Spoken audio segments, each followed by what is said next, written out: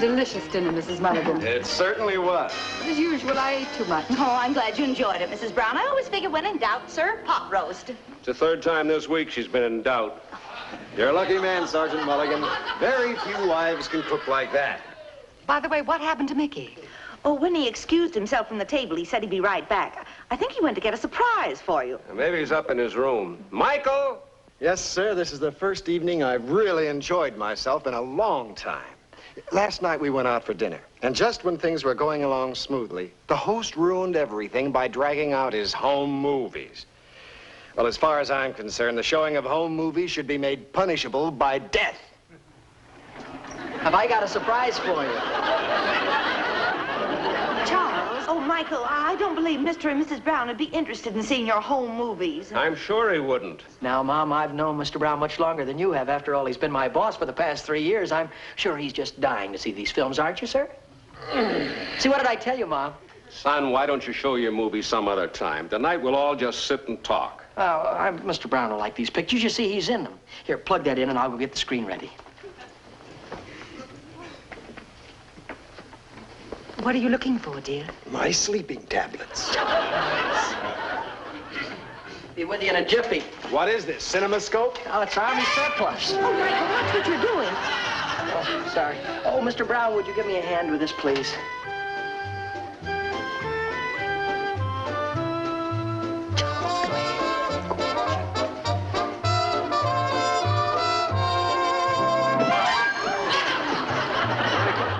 Take it easy.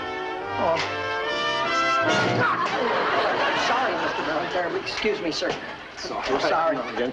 Accidents will happen. Well, I won't be needing you, sir. I can do it myself. Feel free to call on me at any time. Yes. Oh, Mr. Brown. Terribly sorry.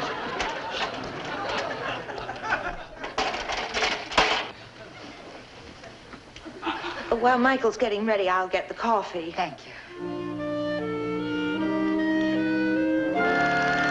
There's Mom outside watering the flowers.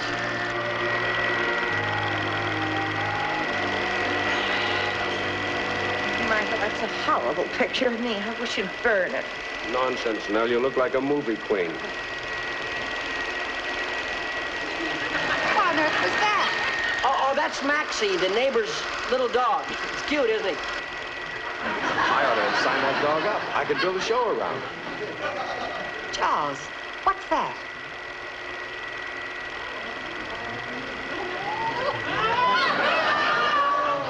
This is the surprise I was telling you about, Mr. Brown. I took these pictures 3 weeks ago of you and this woman coming out of the artist entrance at the network. Isn't that Cynthia Umstead? Yeah. I don't remember these pictures being taken. I know. I was hiding in a bush. I wanted to get you by surprise. You know, candid pictures, unrehearsed. Who is that woman anyway, sir? Boy, she's a knockout, isn't she, Mrs. Brown? Michael, I think we've seen enough of your movies tonight. Why don't you turn the machine off? Yes. We should be going. Shouldn't we, Alice? Do you? Saying what? I'm finding this quite interesting. I knew you'd be surprised when you saw these pictures, Mr. Brown. Now, aren't you glad you came? I think I canceled a dental appointment for this.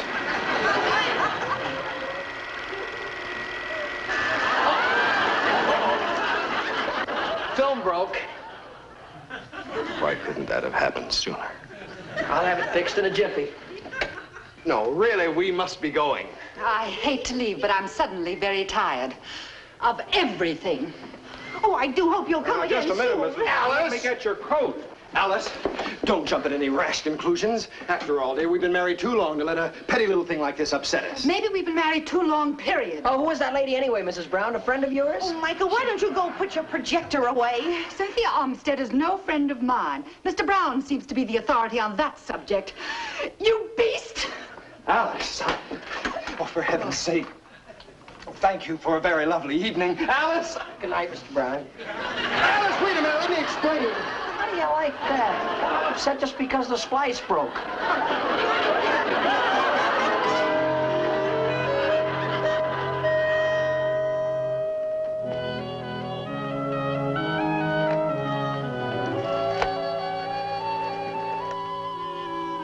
Operator, would you please try that number for me again? I'm trying to call my home, and I think the line's out of order. Every time I get it, somebody hangs up. Oh? Well, thanks anyway. Come in, Pat. Oh, I wondered if I could speak to you, Mr. Brown. Mulligan, you're pressing your luck. Mr. Brown, sir, I just wanted to come in to apologize because after you and your wife left last night, my folks explained the situation to me, and I feel as though I had something to do with your predicament. Something to do with it? You're being modest. Well, I hope that you and Mrs. Brown have straightened out your little differences. To be perfectly frank with you, Mrs. Brown and I have...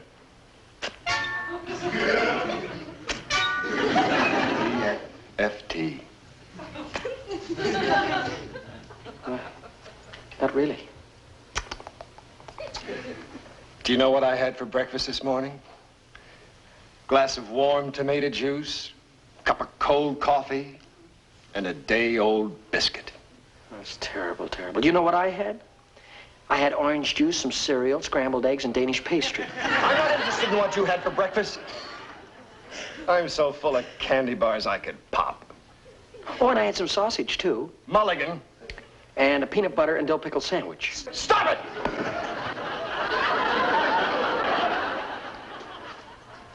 Why do you hate me? Hate you? Why, Mr. Brown, sir, I don't hate you. I admire you. Look, I brought you that film of you and that lady. Blackmail. Oh, no, sir. No, I want you to have the film so you can destroy it so you won't have to worry. It's too late. I'm afraid the curtains come down on the last act of my marriage. No. I shall be living alone in a small, smoky apartment, eating in restaurants, table for one. I may even keep a cat for company. A cat? What kind of cat? I think a Siamese. You like Siamese? Maybe a Persian. I like Persians best. They get... Who cares what kind of a cat? Sorry, I was just trying to help you, sir. Oh, if Alice would only listen to reason, but she gets so upset. This morning she packed and said she was going to go home to her mother. She completely forgot that her mother's staying with us. I think Siamese are smarter than Persians. Alice should realize that Cynthia means absolutely nothing to me. Yes, sir. I haven't seen her in over 2 years. She just returned from Europe and we happened to bump into each other. Yes, sir. We're old school chums. Nothing more. Nothing more. Cynthia couldn't hold a candle to Alice. This is ridiculous. I'll just call Alice, tell her I love her, and... Hello? Alice? This is Charles. Alice? Hello?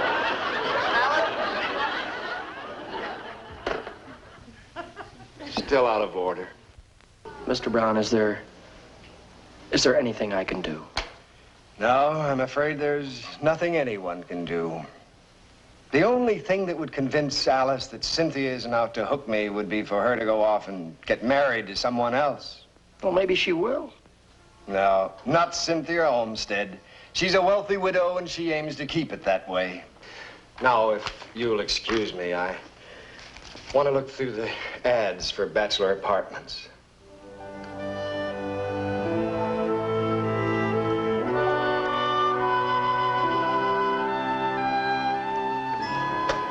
Well? Looks pretty serious. Where's Pat? Coffee break.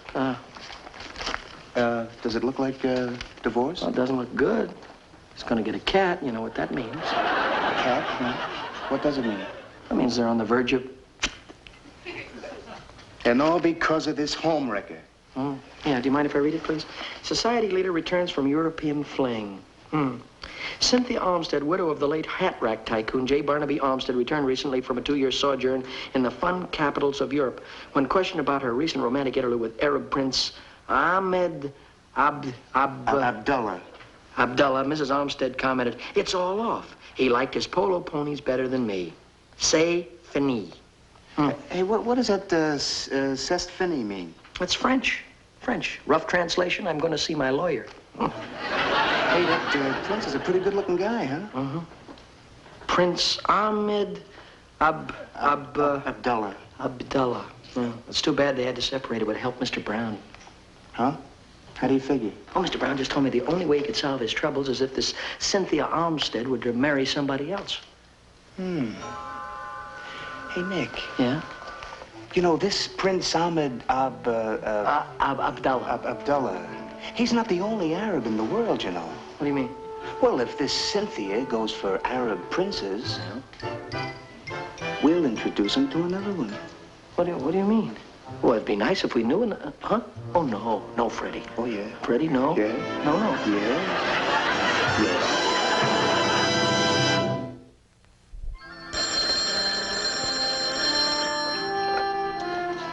Hello?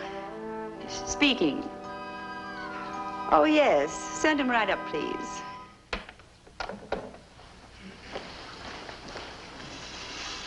My secret admirer is on his way up.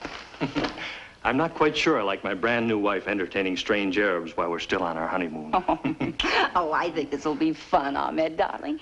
It's obviously a newspaper reporter trying to masquerade his way into an exclusive interview about me being spurned by my Arab prince. I can hardly wait to see the faces on the reporters when we officially announce we were secretly married 3 weeks ago in Monte Carlo.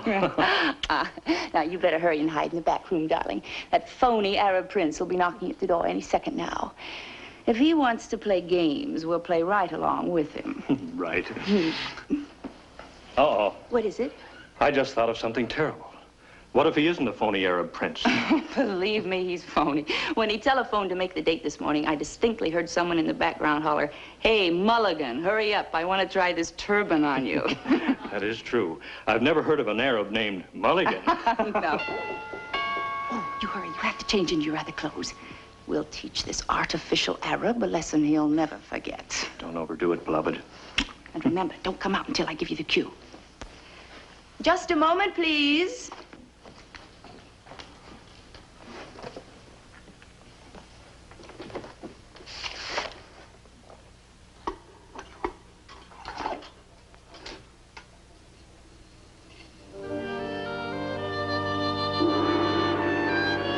So sorry to have kept you. Your slave, madam. I bring you His Highness Prince Abu Ben Ali. Your obedient servant, madam. I've come all the way from my native Arabia just to feast my eyes upon your beauty. I am honored, Your Highness. Come and sit by my side, Prince Abu Ben Ali. My friends call me Benny. My cape, please. Oh, yes, master. Anything, master. If I want you, Hamal, I will send for you. Oh, yes, Your Highness. I hear and obey. Oh, Lord of the mountains of the moon. Not too much. May you live to be 1,000 years, oh, master of the universe. Oh, Carl of the island. Be gone, Hamal. Yes, master. I hear and obey. At last we are alone. Yes. Oh, that Hamal. He makes me terribly nervous. But you know how tough it is today to acquire slaves. Let's not talk of slaves. Let's talk about you and me. You are frightened at being alone with me, yes? I'm not frightened. Yes, you are. Benny knows. Don't you think that you could get Abu a nice cool drink? Oh, of course. How rude of me not to offer you one before. Excuse me. But of course, my dear. What will it be, Your Highness? Goat's milk.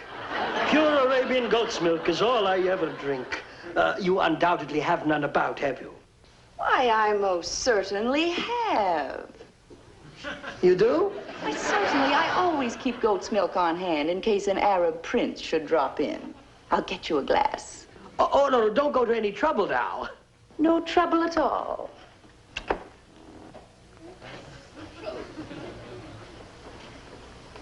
Hey, Fred. Come here. You summon me, O Sheik of the Burning. Shush. She's outside. Now, listen. I think we bit off more than we can chew.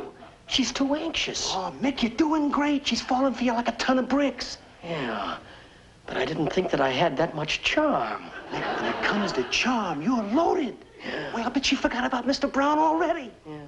I hate to do this to her, but it is for Mr. Brown. It's for a good cause, huh? Now, look, you keep the charm going. Yeah. I'll keep snapping the pictures, Right. and we'll have enough evidence to convince Mrs. Brown. Yeah, that's if I can live through the goat's milk.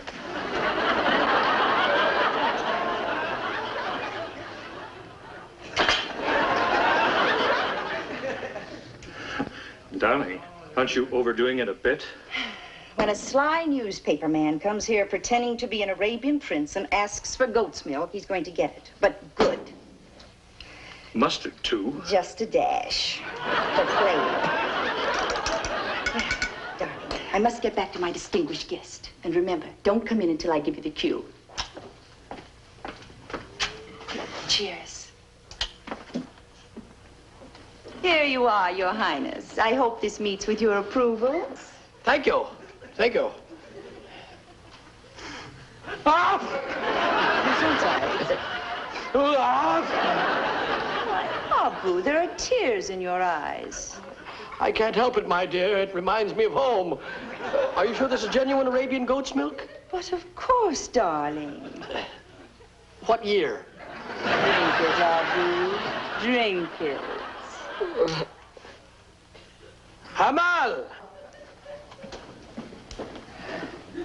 You summoned, Master. Never mind about my photos for my scrapbook, Hamal. Taste this. Huh? You know, you have to taste everything before I do in case it's poisoned. Why, Abu, darling. No offense to you, my dear. It's an old tribal custom. You see, he drinks, we wait 3 minutes. If he's still alive, then I drink it. You really wanted this, Master? Hear and obey.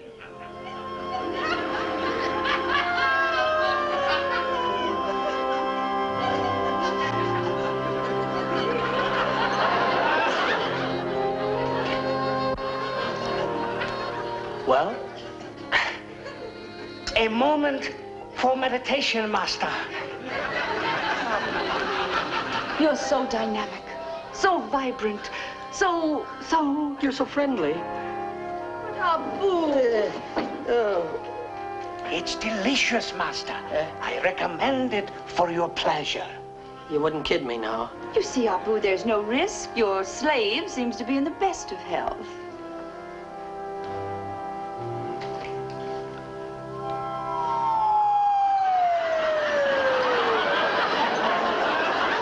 The potted plant died. I think I'd best punish myself and not drink this. You may go, Hamal. Abu, darling, your nerves are upset. Sit back and relax. I'll bring you the nargilya. The what? The nargilya. Oh, that. Well, back in my country, we call those water pipes. Your pipe is filled and ready for you, Your Highness. I don't know. I've never smoked the king size. I'm only a prince. I thought every Arab prince smoked a nargilya. Well, I'm trying to cut down, you know. Yes, I've already smoked 3 packs of these already today. I'm beginning to wonder if you are a real Arab prince. I'll show you if I'm a real Arab or not. Hamal! Hamal, come here, please. Smoke this. Do I have to, Master? You first, and then the potted plant. Go ahead, Dad, it's just a water pipe.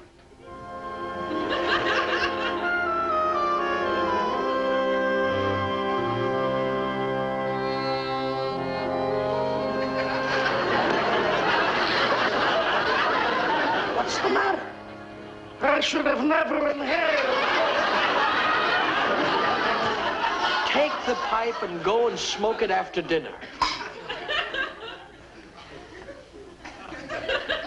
I hear and obey.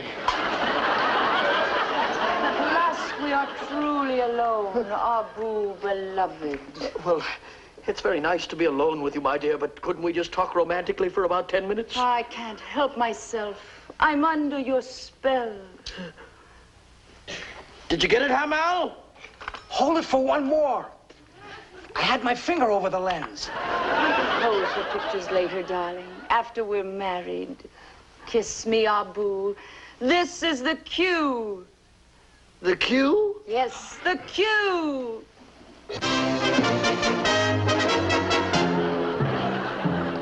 Ahmed, I thought you were 6,000 miles away. So, I wish I was 6,000 miles away. at last we meet Abu Ben Ali. Our tribes have been at war for centuries, and now we come to the showdown. Now, wait a minute. I don't think your tribe ever even met my tribe. Enough! We're both in love with the same woman. And by the ancient custom of our land, there's only one way to settle it. And you know what that is. Do you want heads or tails? No, we'll duel to the death. Huh? Dry your sword. Ah! No, wait a minute. Look, my tribal chiefs at Eastern, they only gave me just a wooden sword, that's all, see? Abu, my darling, show me how much you care for me. No help from the audience, please. Don't God.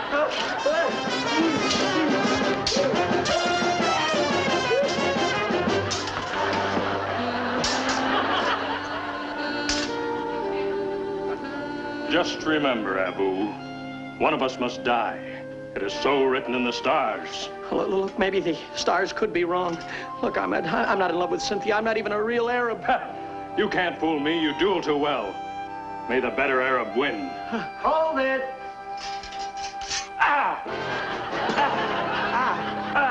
What? You ran him through. I what? I did not. I didn't even touch him. He must have taken a dive. He's dead. Take me away, Abu beloved. Dead?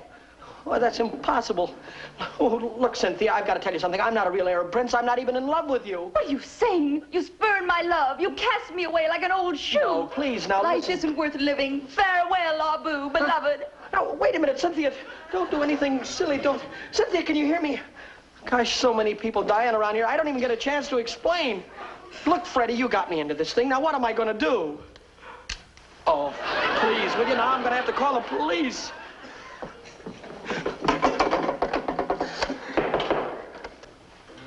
They didn't waste any time, did they? Carl Brown! I've got... Ah, Mr. Brown!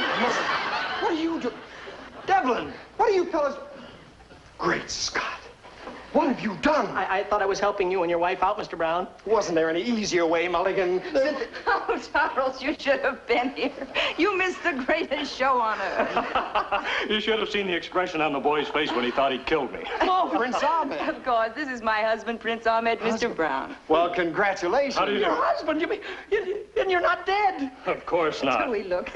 What do you know, Mick? They're not dead. Yeah, there must have been a joke or something, huh? I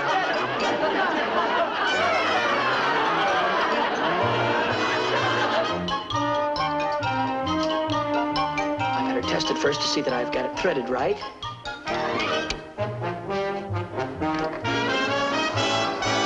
Hi there. I'm Mickey Rooney. It's working all right now. All right, everybody, you can come in. Well, they make a wonderful couple, Joe. Imagine Sergeant Mulligan having a real prince to dinner. I was delighted to hear that you and Ahmed are married. Your husband said you would be. Mr. Brown, you'll never know what marrying Cynthia has done for me. You'll never know what it's done for me. And now, folks, if you'll all sit down, I'm ready to run off some shots for you. Oh, no, not again. Now, you don't have to worry. I've got some wonderful shots of you this time, Mr. Brown. Before you show your movies, I want to show you something. What? I'd hate to see your girlfriend, Pat, get hold of this, wouldn't you? Gosh, if Pat ever saw this, why, she'd never speak to me again. That's exactly what I thought when I persuaded Freddy to give me the negative. Well? Well, oh, I have a wonderful idea, folks. Instead of running movies tonight, what do you say we all play charades? Charades? Yes, charades. Charades?